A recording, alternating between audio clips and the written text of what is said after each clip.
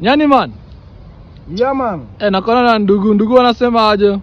Ndugu? Ananibariki. Wanakubariki?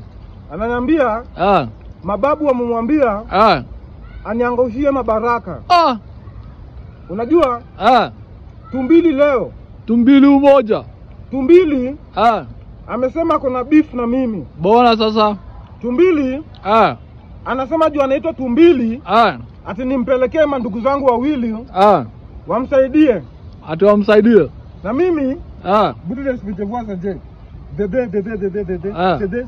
Ati anasema ati mandugu wangu wawili wanaweza msaidia katika mikakati zake.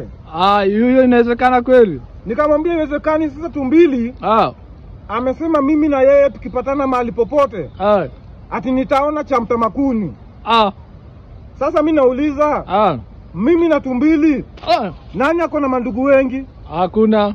Atakuwa mwenye kuna mandugu wengi? Sioni kuna ndugu wengi. Hizi sasa ni na mandugu zako. Tumbili ataniweza kweli? Hakuwezi. Na mandugu